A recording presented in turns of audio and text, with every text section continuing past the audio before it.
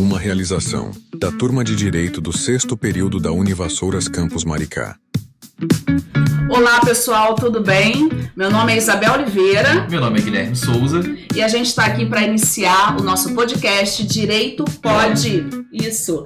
O projeto é um projeto de extensão dos alunos do 6º período do curso de Direito da Universidade de Vassouras, Campus Maricá. Esse projeto de extensão é da matéria Direito e Relações Familiares, né? Pra gente tirar aquela dúvida sobre direito da família, se é fofoca, se é intriga. Eu acho que nunca é fofoca. A gente vai desvendar hoje pra ver se Mas tem muito mito também. Tem muito mito. Nossa primeira convidada é uma pessoa muito especial, é a nossa professora Patrícia Esteves. Isso. Patrícia Esteves, que é advogada, é doutoranda em bioética pela PPG-Bios, mestre em Direitos Humanos pela UCP e também especialista em Direito Público-Privado pela Emerge. E ela também é professora da Universidade de Vassouras, atuando em várias disciplinas, e é a nossa professora. Patrícia, é um prazer ter você aqui com a gente, tá?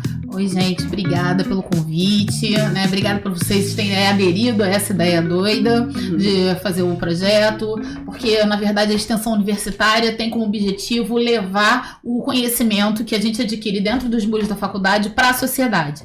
Então, eu acho que nada mais justo de a gente chegar ao público através de um podcast, né? Dando a oportunidade de todo mundo tirar as suas dúvidas a respeito das relações familiares, né? E é isso. Todo mundo tem interesse por direito de família, porque todo mundo tem família, toda família tem problema. Né? Família que não tem problema não é família. Não é família, né? A família margarina só em propaganda mesmo. Só em propaganda, não existe isso. Guilherme, que quer te dar um presentinho aí, um presentinho né? à nossa turma. Nós fizemos uma canequinha do nosso podcast. Olha que linda, gente. Olha, que gracinha. Já começou, já tem os nossos mimos aqui. Muito chique, gente. Obrigada. Muito obrigada. É um prazer vocês terem aceitado o meu convite também de marcar nessa loucura, tá? Então, vamos lá, para o nosso primeiro desafio. Já tá gostando muito já. Professora, a primeira pergunta do nosso podcast, você poderia contar um pouquinho como que é essa relação do projeto de extensão, né? Essa questão de direito e relações familiares. Qual o principal objetivo dessa iniciativa? Tá, legal. Bom, os projetos de extensão universitária, eles são uma determinação do MEC, né? O MEC estabelece que a gente tem que ter um serviço prestado para a comunidade. Né? Não adianta ser só o conhecimento, o estudante, o aluno, ele vai deter o conhecimento, mas ele tem que dar um retorno para a sociedade. E a maneira da gente conseguir dar o retorno para a sociedade, nada mais é dentro do estudo do direito, é passando informação. E a maneira que a gente pensou, essa turma pensou junto comigo, claro, de passar informação a respeito do direito das famílias foi através do podcast, que dentro da cidade de Maricá a gente ainda tem essa oportunidade de ter essa estrutura que é fornecida para a população, então a gente está utilizando da estrutura que é do próprio município para poder trazer esse conhecimento para a comunidade. Né? Então tem essa questão também que foi um facilitador para a criação do nosso podcast, né? De Maravilha. ter essa estrutura. Patrícia, como que essa disciplina que é abordada nesse projeto de extensão, ela contribui para a formação dos alunos, né? E também para a sociedade? Então, a maioria dos alunos que vão se formar em direito, em algum dado momento, eles vão se deparar com alguma questão a respeito de direito de família. Né? Mesmo que vocês estejam optando por outra área, estou optando pela área de direito penal, eu quero trabalhar com direito público, eu quero... Direito de família é uma questão que sempre acaba esbarrando, porque é muito próximo da gente. A gente está muito perto sempre de alguma questão familiar. No primeiro período já começa com as perguntas de pensão. Você tá lá na manicure fazendo unha e a pessoa pergunta: você quer fazer o quê? Eu estudo direito. Sim, então, o pai da minha filha, não é? Você fez a matrícula da faculdade. Você acabou de fazer a matrícula questão de filosofia, sociologia. Não sabe nem do que se trata. Então, é importante, é sempre para despertar o interesse. E mesmo dentro do direito de família, direito civil é um mundo, né? Eu sou professora de direito civil e eu costumo dizer que a gente fala desde o nascimento, aliás, antes do nascimento até a morte da pessoa, que é o direito civil. O direito de família está dentro do direito civil e mesmo assim também é gigante. Né? A gente fala de todas as relações familiares, e isso é super importante para a gente trazer a proximidade, trazer informação, trazer tudo aquilo que as pessoas precisam ter o mínimo de conhecimento para poder buscar os seus direitos, né? Porque falar sobre direito para as pessoas que não têm acesso ao direito é muito complicado. E eu acho que é uma maneira da gente passar essa informação do que as pessoas têm direito, para saber como é que elas vão proceder, aonde elas vão buscar esses direitos, né? Então, o objetivo desse podcast é trazer esclarecimento. Professora, como você já falou sobre essa questão das dúvidas, com as dúvidas existem os mitos, né? Sim. Muitas pessoas criam, né, fofoquinhas, rumores, que muitas vezes não são verdades, né? As pessoas criam rumores e vão espalhando como se fosse verdade absoluta e não é.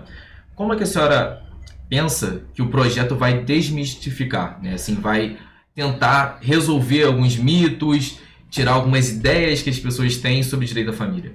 Uma coisa que eu acho que é fundamental, assim. Existem várias coisas que as pessoas levam como verdades absolutas para a vida, né? Por exemplo, que você precisa de 5 anos de convivência para você comprovar uma união estável. Eu não preciso. Sendo que a lei nunca falou isso. Quer dizer, uma lei de 1994, né, que é de projeto de 92, falava sobre esse lapso temporal de 5 anos para caracterizar a união estável, mas que desde 96 essa lei já caiu e ninguém fala mais disso, né, sobre essa necessidade desse lapso temporal de 5 anos. Você precisa ter uma união pública duradoura. STJ entende que não precisa nem morar sobre o mesmo teto. Mas isso fica, né, na memória das pessoas. As pessoas acabam carregando esse conceito e acham que é assim até agora. Que é assim até agora, né? Então fica aquela verdade absoluta, né? E aí a gente tem que, às vezes as pessoas até não procuram os seus direitos justamente porque elas não sabem que tem esse direito, né? Como o que vai ser abordado no episódio 2, né? A responsabilidade dos avós sobre a pensão alimentícia. Então, as pessoas acham que não tem, só quando não existe pai e mãe. Não é assim, né? Ou quando só com os pais estão separados. Não é assim. Então, tem... Ainda pode passar para outras pessoas da família, né? Ninguém sabe, né? Então, tem esses outro mito que também vai ser abordado em um episódio da gente, que a gente até definiu esse tema, alimentos a filhos maiores. Se colocou dentro da sociedade uma mistificação de que só pode pagar até 24 anos se o filho estiver estudando. Não tem escrito isso em lugar nenhum. Exatamente. Né? Então, são coisas que eu acho que a gente precisa dessa informação. E tem outras coisas. As pessoas acham que às vezes faz um acordo de boca, tá tudo certo. Tá tudo certo. Né? Muita gente, é um grande problema tem isso, né? das relações familiares. Das relações familiares. De boca. Eu já combinei com fulano. Aí depois não, nem só isso. Combina um valor irrisório. Muito baixo, a pensão de ou até R$200. muito alto, ou às vezes muito alto. Às vezes acontece muito o contrário, aqui não é tão falado. Num primeiro momento, às vezes as pessoas querem se livrar, né, daquele conflito e assumem uma obrigação muito alta, que num momento posterior elas não conseguem cumprir, e aí se cria um problema, porque aí se cria uma dívida, né? Então, tudo precisa ser conversado, né? Isso também é um mito que se criou, como se existisse uma tabela judiciária, todo mundo fala desses 30%, 33%. Não existe uma tabela, né? A gente tem que ver as necessidades de quem está alimentando, a possibilidade de quem está pagando, né? Então, e que isso pode variar, até dentro de uma mesma família, dentro de uma mesma relação familiar, você pode ter 2 filhos que têm necessidades diferentes. O caso concreto vai definir os valores. Vai definir os valores. Sempre, tudo no direito depende. Tudo depende. Eu tenho 2 clientes que eles são irmãos gêmeos, né? Só que um tem uma síndrome, que é uma síndrome de Tourette, e o outro não. Então, esse menino que tem uma síndrome de Tourette, ele tem uma necessidade muito maior do que a do irmão. Então, o comprometimento de pensão alimentícia para ele é diferente do que a do irmão. Então, a gente tem que enxergar as necessidades especiais de cada um. E tem uma outra coisa também, Patrícia, que as pessoas acham, né? Também tem esse, acho que um mito, que só o homem paga a pensão. Não. Ainda tem isso, né? Ainda tem isso. Muita gente acha que só o pai tem que pagar pensão. Gente, tem várias coisas. Assim, a Constituição, lá de 88, nem é de agora, né? Século passado, a Constituição, ela já trouxe o princípio da igualdade entre homens e mulheres dentro das relações familiares, só que essa igualdade a gente não consegue enxergar. A gente ainda vive num mundo muito machista, né? Sim. Então, por exemplo, mudança de nome.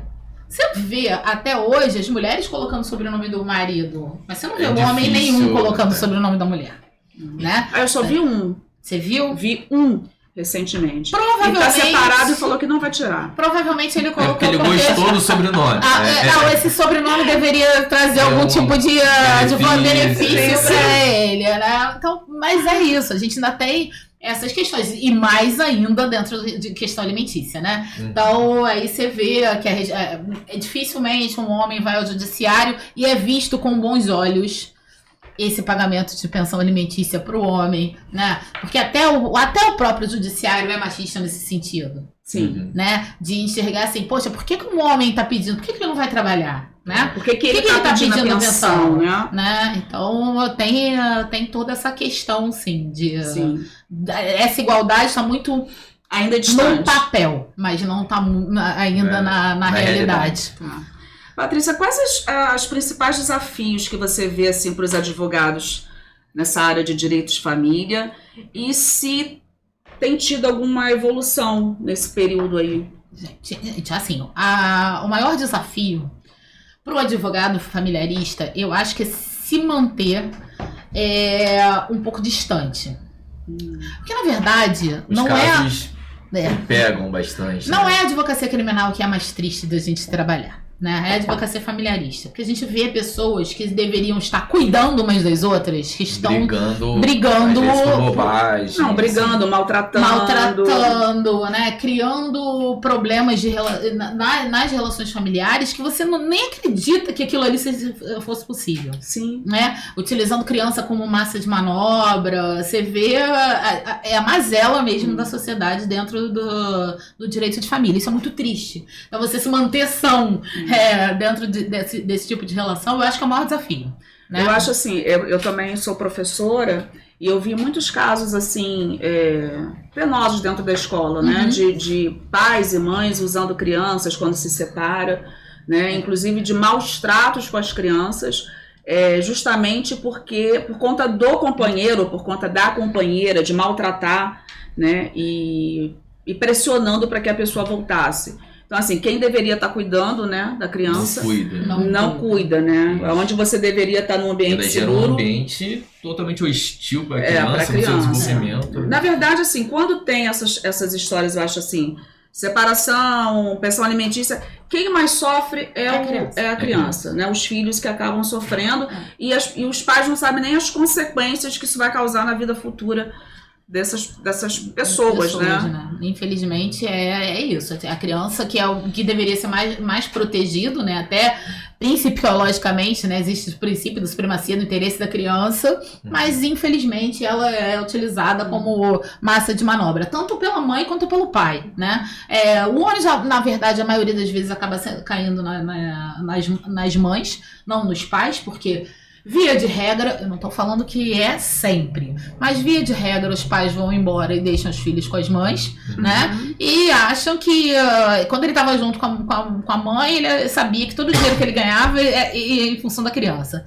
Depois que separa, ele dá R$200, ele acha que ele está sustentando a mãe. Então hoje em dia nem se fala, né? Você não faz nada com esse dinheiro. Está sustentando a mãe. Está sustentando a mãe. E nunca tá, né? Porque a gente sabe que não, o custo de vida é se você ganha R$1.000, você gasta R$1.000 com uma criança. Se você ganha 2.000, você gasta 2.000 com o filho. Se você ganha 10.000, você vai gastar 10.000 com o filho. É isso. As necessidades vão sendo de acordo com aquilo que é possível, né? Proporcionar para um filho. E aí acaba sempre o ônus caindo mais em cima da mulher. Mas nem sempre. Não é a regra, mas claro que existem as exceções que a gente tem que sempre pontuar e levar em consideração, sim. Né? Professora, teve alguma mudança na legislação? Né? Nós, estudantes e praticantes de direito, nós sabemos que a legislação muda todo ano. Estudante todo ano vai de diferente, gastos diferentes, né? Teve alguma mudança com relevância, né, de extrema relevância na legislação nos últimos anos, a respeito do direito da família? Então, o direito de família, eu costumo dizer que parece que a gente está sempre correndo...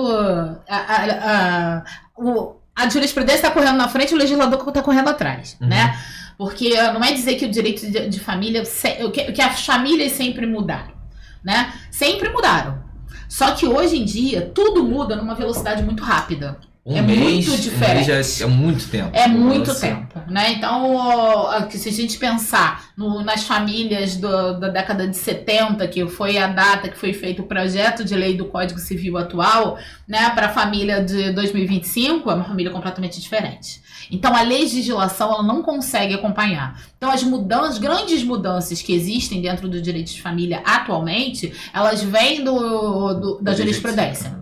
Elas vêm sendo proporcionadas. Mas justamente para se ajustar a essas mudanças sociais, né? Justamente para se ajustar às mudanças sociais. Porque... E existe um projeto de lei atualmente para a reforma do Código Civil. Mas é um projeto. Então, sim, pode ser que entre em vigor amanhã, pode ser que entre em vigor daqui a 10 anos. A gente não sabe. E como que isso tem um impacto, né, no trabalho do advogado? Porque você tem que lidar com um código não é atrasado, mas sim, você falou, na década de 70, estamos em 2025, essa questão das mudanças. No trabalho dia a dia, tem uma dificuldade porque na década de 70 não tinha situações atuais, então nessas situações de família que nem comentamos agora. Na verdade, assim, era aquela família tradicional, que era o pai, mãe, filhos, sim, e hoje a gente tem, né, uma variedade enorme de famílias. A gente tem as famílias homoafetivas, as famílias adotivas, poliafetivas, adotivas. É muita coisa. É muita coisa. E aí, como que, né, acompanha? Como é que a gente... Então, esse é um grande desafio da advocacia familiarista, justamente esse, de a gente estar sempre correndo atrás e pedindo uma mudança jurisprudencial a respeito de determinados temas. O reconhecimento da família homoafetiva, por exemplo, como uma espécie de família, foi uma batalha do IBDFAN, né, que chegou ao STF, ao reconhecimento. E esse reconhecimento, para você verem, parece que é muito tempo, mas foi em 2013 o reconhecimento da família homoafetiva como espécie de família. Né? Isso pouquíssimo, 12 anos, gente. Isso é muito pouco tempo dentro do universo que a gente tem. E essas relações já existem há anos. Sempre, né? Sempre existiram. Na verdade, a realidade é essa, sempre existiram. E não é nenhuma novidade pra gente ter o reconhecimento apenas há 12 anos. Né? Porque se definir família também é muito complicado, né? Sim. Família não necessariamente é pai, mãe, irmão. Às vezes é tios, avós, né? Que vai ser o tema do próximo programa. Esse é o objetivo até atualmente do Instituto Brasileiro de Direito de Família, o IBDFAN, né? Que ele é um norteador muito importante, ele é um marco muito significativo dentro do direito das famílias. É o instituto que corre atrás mesmo, entra com ação para poder reconhecimento de direitos, né? Então, justamente o IBDFAN, ele é um norteador dos direitos das famílias e é muito importante a gente falar sobre isso. A grande briga no momento do IBDFAN é a respeito da pensão alimentícia ser paga posteriormente.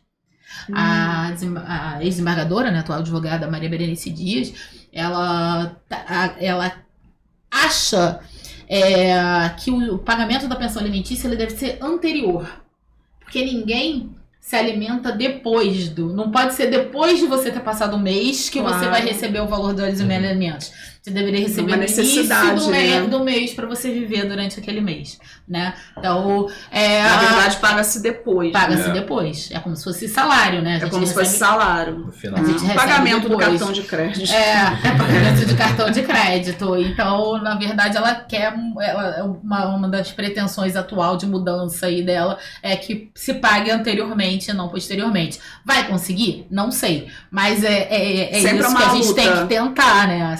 Esses desafios são sempre dados ao advogado de direito de família. Agora, de que maneira você vê essa questão da tecnologia? Tecnologia influencia, impacta nessas relações familiares, traz facilidade ou complica mais as coisas? Então, tecnologia, ela trouxe um distanciamento muito das pessoas, né? Muito, a gente vê isso. Eu tenho filhos menores e vejo isso. Tem que brigar toda hora pra tirar o telefone. Você assistiu Adolescência já? Assisti. Então. É impactante, né? Não vamos dar spoiler, mas é da Netflix, é a nova série da Netflix. Não assistiu? Veja. É justamente isso, é esse distanciamento que não pode ter e essas crianças tão perto e tão longe, a gente não sabe, gente, o que é. Existem os códigos, até o próprio detetive, ele não sabia investigar, ele olha as redes sociais, pra ele tá dando um coração. Ok, e a cor do coração tem um significado diferente. Eu vou falar que a minha geração é diferente da de vocês. Eu nasci em 2003. Sim. Tem uma diferença. Você já nasceu nesse século, meu Deus. Mas tem a diferença da minha geração pro meu irmão. Meu irmão nasceu em 2011. Você já nasceu com o telefone na mão, Eu não nasci com o telefone na mão. Eu nasci com um videogame. Então eu tinha um acesso do videogame em casa. Isso. Então eu não tinha acesso à internet no início, né, da minha infância.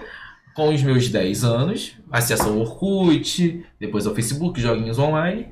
E mais agora em 2016, que foi acesso aos jogos online mesmo, pessoas de lugares diferentes, né?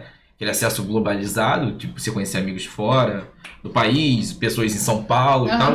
Meu irmão nasceu em 2011.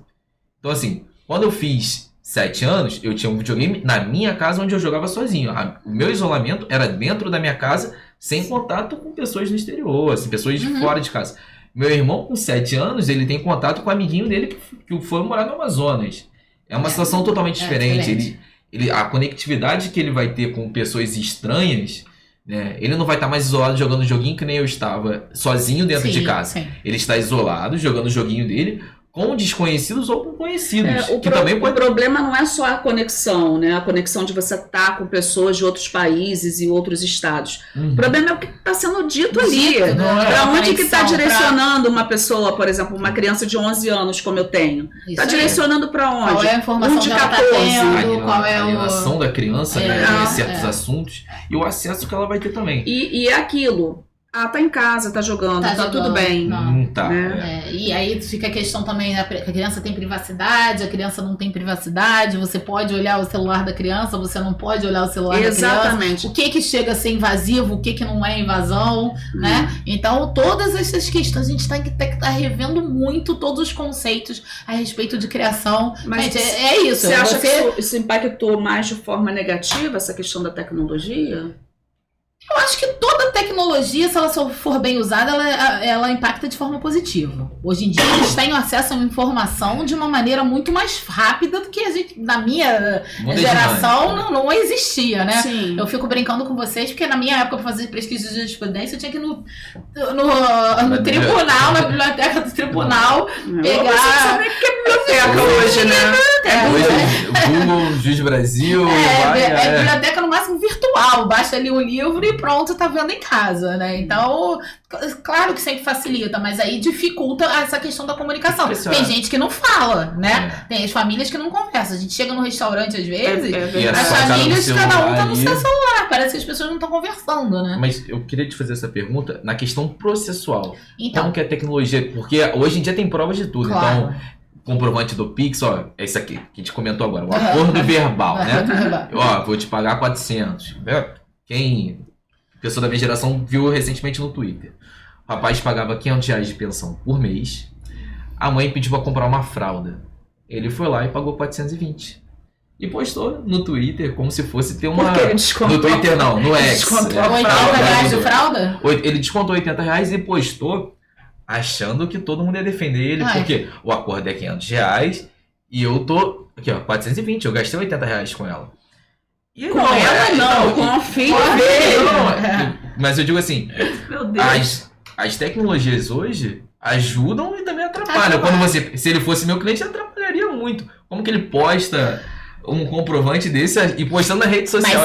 Mas isso é um problema para um advogado, tá? Você dá uma orientação para o seu cliente, ele faz uma coisa completamente diferente. Você fala assim, gente... Mas eu falei pra você fazer o oposto. Não, mas doutor, eu achei que... Não acha nada, né? Só faz o que eu tô falando. Pra fazer isso, né? Mas isso tem também. facilita processualmente algumas coisas, porque as pessoas hoje têm uma mania da ostentação nas redes sociais. Muita coisa. Isso, para quando você entra num processo de alimentos, facilita muito a sua vida. Porque você vai pegar os seus prints de ostentação de rede social e vai falar, olha só, meu querido, quem vive com o salário que você, com a renda que você tá dizendo, não tá passeando no final de semana, não tá bebendo Heineken todo final de semana. Não pode pagar R$300, mas tá na lancha em Não pode andar numa lancha de R$300 em Búzios, não pode estar num camarote na Sapucaí, né? Então vamos aumentar o valor dessa pensão alimentícia aí pro seu filho? Obrigada. É isso, a gente utiliza isso também, né? Mas também tem tudo. Tem o lado positivo, tem o lado negativo. Tem o lado positivo hoje da gente conseguir achar todos os bens da pessoa de uma maneira muito mais fácil. Usa o Spider, você acha tudo, né? E tem outros mecanismos de busca, de achar a pessoa, então fica mais fácil. A questão da tecnologia, processualmente falando, tá muito mais fácil de você conseguir localizar as coisas, né? Porque antigamente era muito mais difícil. Porque antigamente você não tinha acesso à internet, então para você achar um outro terreno que a pessoa tinha em outro estado é difícil, né? Para você achar uma pessoa era complicado. Se a pessoa não quisesse ser encontrada, ela não era encontrada. Hoje em dia, não adianta colocar em stories no Close Friends, né? Não tem sempre visualização única. Sempre tem aquela pessoa que tira um print, tira foto, pega o celular, tira foto. A gente entrou na rede já era. Eu já fiz isso com uma colega minha. Entrou na rede já era. Foi ostentar com ela, tirou uma foto com uma massa de dinheiro. Ela, Guilherme, tô. Vem cá rapidinho no meu setor. Tira a foto aqui pra mim. Tirei, mandei pra ela. Gente, isso é muito louco, né? A pessoa tirar foto, postar com um maço de dinheiro. Isso é muito louco. Ele não postou em outro lugar. Ele tava discutindo com ela, mandou em visualização única. O Márcio, eu não vou falar o nome da pessoa. falando... Guilherme, pelo amor, você não vai arranjar pra você apaixonar. No primeiro episódio ele já vai pronto, o jeito de cair logo. Não, obrigada. Não, mas, assim, era uma quantidade de dinheiro absurda. Ele não queria pagar pra ela, ele tava dizendo que ele não ia pagar, mas ele tinha dinheiro, mas ele não ia pagar. Ela pedia, tipo assim, coisinhas básicas, uma bicicleta pra filha, um telefone novo, e a quantidade de dinheiro que ele pôs, sim, não vou falar a quantidade exata, mas eram uns... 7 iPhones aí, 16 Pro Max, esse em março. E postou não, que ele... esse dia não é lícito. Olha, já estamos analisando o caso. Pior que era isso. Ele trabalhava numa função alta. Eu não vou... O emprego dele tinha uma remuneração alta. Não vou falar o que é, não. Mas ele tinha uma remuneração alta, pegou tudo, né? Sacou em mãos, tirou a foto e alega que guardou novamente. O que fez aí... Eu sei que ela entrou já tá recebendo... Pronto, análise de um caso concreto, trazido aqui pelo Quem somos nós pra julgar, mas... Já julgando. Já julgando, né? Pô, isso...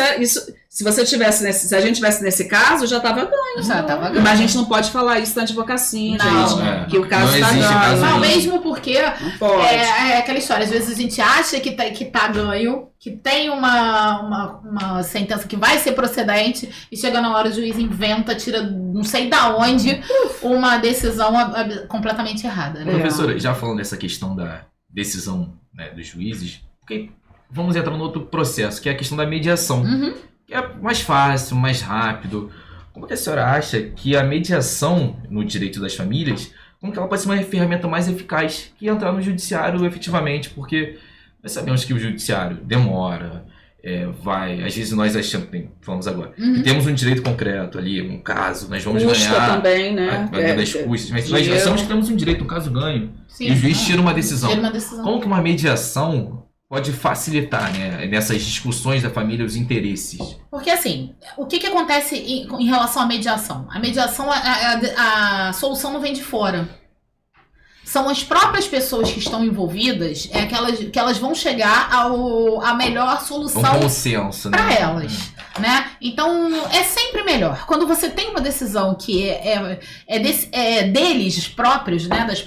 das próprias partes que estão envolvidas, é muito melhor. E o que é fundamental na mediação? O que eu acho mais positivo na mediação? Porque o objetivo da mediação é que aquelas pessoas que têm um conflito, elas voltem a conversar. Exatamente. E dentro do direito das famílias, se as pessoas têm algum vínculo que ele vai permanecer, né? Pessoas têm um filho. Gente, óbvio, aquela criança não vai deixar de existir, ela vai existir para sempre, né? E aquelas pessoas têm que estar ligadas, elas têm que ter uma comunicação ali que é fundamental. E não é só questão de dinheiro, é tudo. É a convivência. Hoje em dia a gente tem uma determinação de quando assim for possível o juiz determina a guarda compartilhada. Então, se você tem uma questão de guarda compartilhada, que as decisões a respeito daquela criança, daquele adolescente, vai ser tomada pelos pais, pelos pais que estão envolvidos naquela relação, se eles não conversam, como é que essa decisão vai ser tomada? E às vezes são coisas de vida ou morte, nem vida ou morte, mas estudo. Às vezes são coisas banais que a gente precisa levar ao judiciário, porque aqueles pais que não conversam não conseguem tomar uma decisão adequada. Eu acho que o principal objetivo da mediação é justamente isso, né? Que as pessoas voltem a se falar, se ouçam, né? Porque às vezes as pessoas não se ouvem. E é muito melhor decidir o que vai acontecer com o seu filho, como que vai ficar a vida do seu filho, do que vir um estranho, que é o juiz, para intervir nisso e decidir de forma literalmente aleatória, né? E isso é uma coisa muito importante que acontece no judiciário, porque nem todo mediador tem perfil de mediador para direito de família. Porque a pessoa, para trabalhar com direito de família, ela tem que ter um perfil especial. Tem que ter um negocinho a mais. Tem que ter uma sensibilidade familiar. É própria do direito de família. Então, normalmente quem vai agir é alguém que tenha alguma questão familiar, é alguém que já foi mãe, que é pai, né? É alguém que tá ali. Aí bota às vezes um conciliador, que ele só tá, que tá fazendo aquele papel ali de uma maneira distante.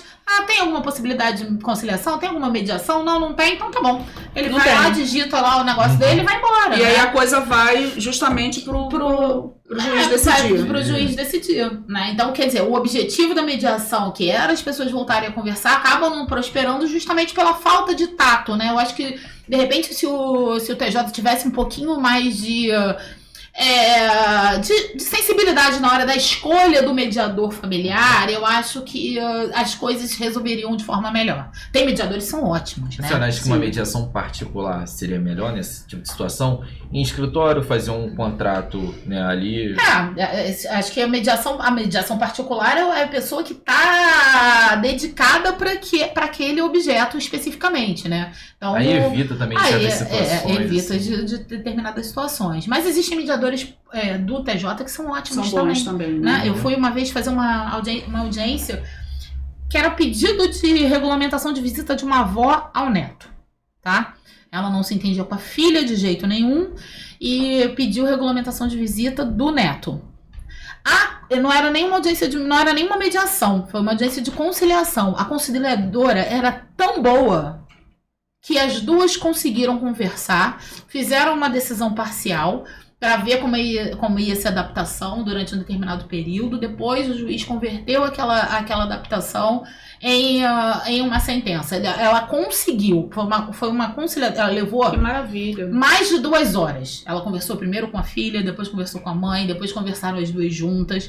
Ela conversou em cada uma em separado e ela conseguiu fazer uma mediação, ela cumpriu o papel dela, mas não são todos. E tem que ter esse perfil, porque às vezes a mediação, conciliação no direito de família, ela exige um pouco de paciência também da pessoa, porque acaba demorando, né? É complicado, e nessa situação geralmente já tem brigas. E demora, pode demorar dias, semanas, meses. Assim, às vezes tem essa questão da liberação. Se a pessoa coloca na cabeça que não vai liberar, não libera. E você viu? Aí tem que ter uma pessoa que sabe ali. E muitas vezes alguns advogados também, né? Porque ficam assim, gente, se conciliar, você vai ganhar como um processo, né? Você vai ganhar menos. Sim, e você via a advogada da outra parte querendo querer ser bélica, né?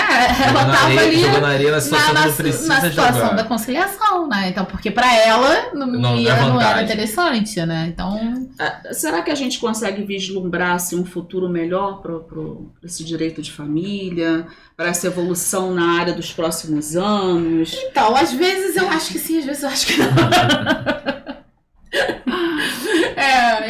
Eu acredito muito em vocês, né? Que são os novos, são os futuros operadores do direito. Eu acredito muito acredita na rapaziada, né? Acredita na rapaziada. Como diria Gonzaguinha. Entendeu? Então eu acredito nessa galera nova. Eu tenho muita esperança de estar plantando uma sementinha na cabeça dos estudantes para poder a gente tirar esses preconceitos, né? Porque a galera tem muito preconceito, né? Todo mundo é muito liberal no seu dia a dia, entra na aula de direito da família, todo mundo dá uma encaretada, né? É verdade, né? Todo mundo dá uma encaretada. Aí você fala assim, não, porque a família é poliamorística. Nossa, professora! Eu falei, gente, mas vocês não conhecem ninguém. O pessoal tem que abrir mais a cabeça pra estudar direito, hein? Aí você fala assim, mas você não conhece ninguém que tem conhecidos da sua avó. Nenhuma avó de ninguém criou o filho que o avô teve fora do casamento dentro de casa. Todo mundo tem, mas ninguém gosta de comentar isso. Aí quando você vai vendo, sempre teve esse tipo de coisa. Né? Só que agora tem um nome, só que agora o direito tá protegendo, né? Então eu acredito que a gente pode dar uma melhorada nisso, né? Mas aí que você vê também, às vezes, o legislativo querendo proibir determinadas coisas, como o reconhecimento da união afetiva. Como aí a gente começa a ver os retrocessos, né? A gente começa a ver os retrocessos. E aí que tá também uma visão de futuro. Não é somente o nosso trabalho como advogados, não, ali, é como cidadão, né? Como cidadão, votar consciente, perceber certas situações, assim. O legislador está pensando mesmo no benefício, lutar, protestar contra esse tipo, porque isso é um abuso, né? É um abuso. Quando acontece esse tipo de retrocesso, é um abuso, né? É um abuso. Como não tem uma lei específica, a grande questão é essa, não tem uma lei específica. Foi um reconhecimento jurisprudencial. Sim. Então, existe o princípio da vedação ao retrocesso, que seria uma lei posterior que estaria tirando o direito concedido anteriormente por uma outra lei, isso não está existindo, porque não tem lei anterior. Então, é só uma interpretação jurisprudencial, então seria só... Sim. Causa uma certa fragilidade. Nas decisões. Teria uma força como uma lei, por exemplo. Isso aí. Então, até o pessoal do IBDFAN, eles são hoje a favor da contratualização do direito das famílias. O que significa isso? Eles são a favor de que cada família possa criar suas próprias regras. Porque direito de família... Assim, vamos lá. O direito de família é direito privado. Sim. Né? Apesar de ter questões muitas que a gente acha que estão relacionadas ao direito público... E eles acham o seguinte, que a gente pode criar as nossas próprias regras, desde que elas não sejam contrárias aos princípios constitucionais e os princípios que estão estabelecidos no direito de família. Então, você pode criar algumas regras específicas para as famílias, como, por exemplo, o contrato de coparentalidade, que ficou mais ou menos famoso na época do Gugu Liberato. Sim. Né? Que é o contrato de coparentalidade? As pessoas vão viver para criar os filhos, mas elas não têm uma relação familiar entre elas. Né? Então, para o pessoal do IBDFAN, esse tipo de contrato tem que ter validade, porque você tem que poder decidir como é que vai ser as regras aplicadas especificamente para sua família. Para sua família. Né? Então, é interessante, é diferente, né? Não é bem diferente. Não é nada comum, é uma coisa diferente que tá acontecendo, que é proposta. Às vezes a gente tem que evoluir um pouco mais, né? A população tem que ter muito mais informação sobre direito para a gente adotar esse tipo de sistema, né? Então, professora, teve algum caso, né, que a senhora atua, que você olhou assim, cara, o futuro tá legal, tá mudando, né, a jurisprudência, o legislador tá mudando, né? O legislador, os juízes e o legislador, porque nós temos assim, teve algum caso específico? Porque nós temos uma visão que às vezes não muda um pouco. Teve um caso que você olhou, cara, gostei de advogar, me dá um respiro. Sim, ainda tem esperança, um caso que você ficou bem envolvido. Foi um caso, ele é um caso muito longo, muito complicado. Que eu costumava até brincar com meu sócio falando assim, gente, se a gente escreveu depois uma série pra Netflix, vão dizer que não foi baseado em fatos reais. Que a gente é muito criativo, né? Cada semana vinha uma situação diferente. E era uma questão que a criança ficou 2 meses afastada da escola. Nossa. Totalmente desamparada. Totalmente desamparada, de procurar conselho tutelar, de ir na delegacia, ainda tem essa, né? Pegar o meu cliente levou com as 2 avós, mais a cuidadora de uma das avós, e foram na delegacia de proteção à criança num final de semana, e aí a gente descobriu que a delegacia de proteção ao menor não funciona final de semana. Opa! Como assim?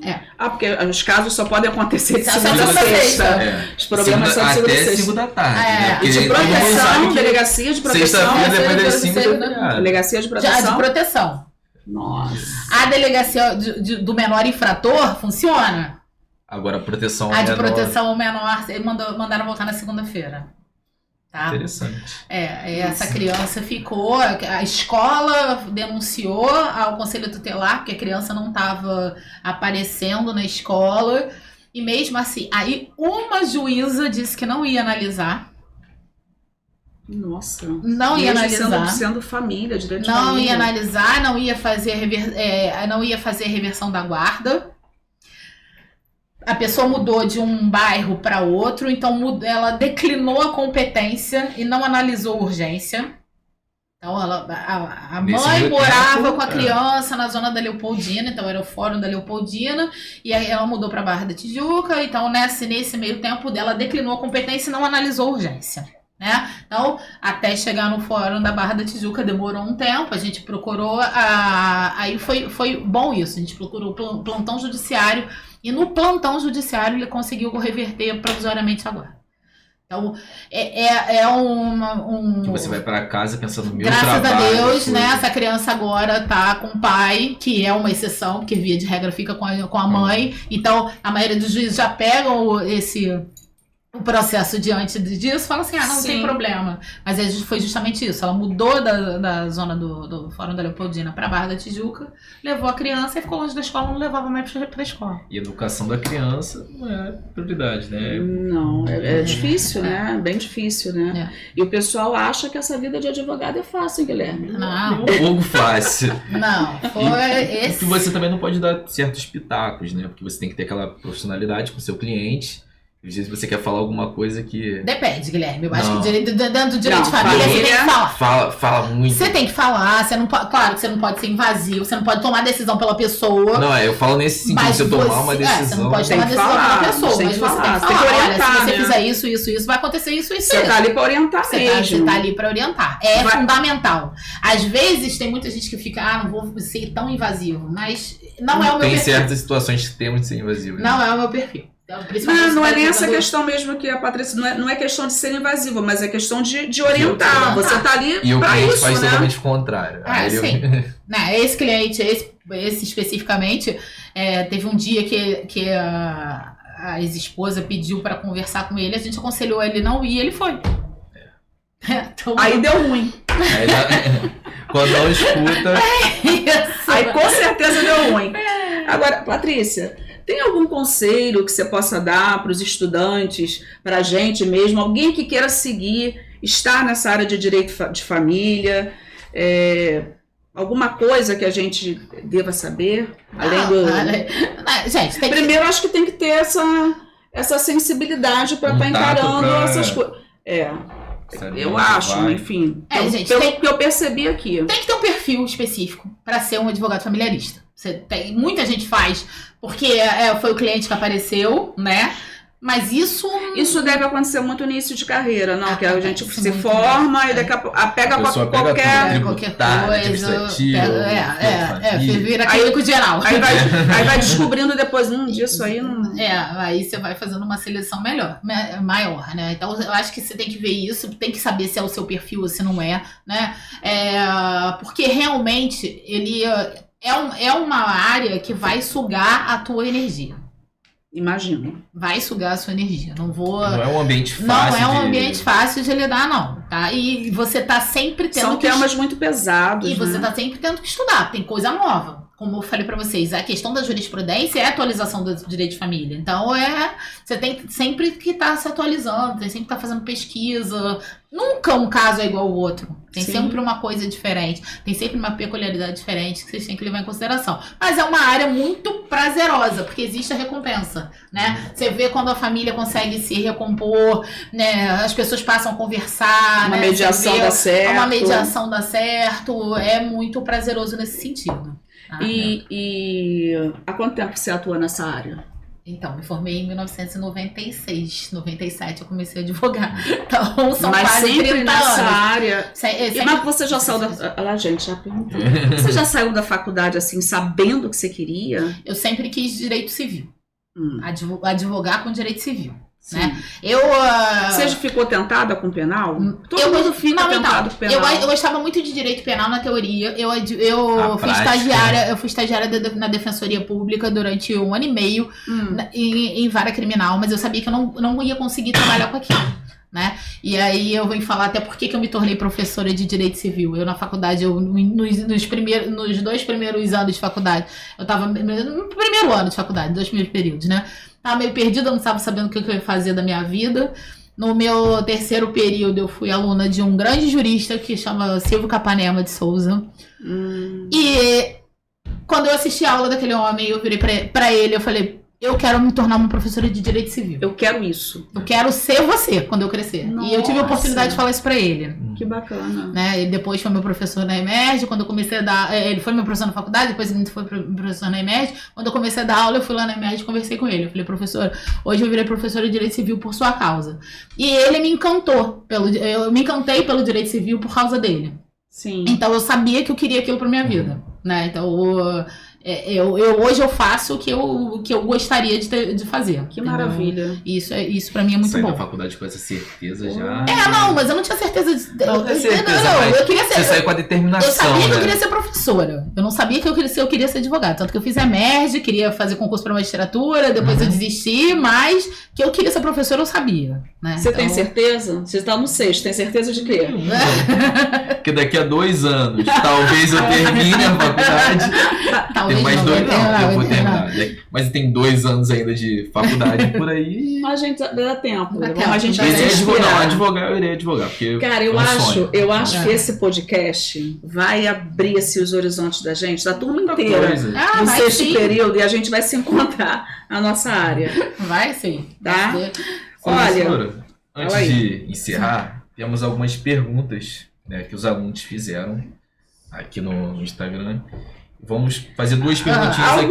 Vamos selecionar algumas aqui. Depois a gente vai fazendo ao longo, gente. Tem os outros. A gente pode também responder lá, pessoal. Pode. E também os outros convidados, se for alguma coisa relacionada aos outros episódios, os outros convidados até podemos responder no Instagram algumas dessas perguntas.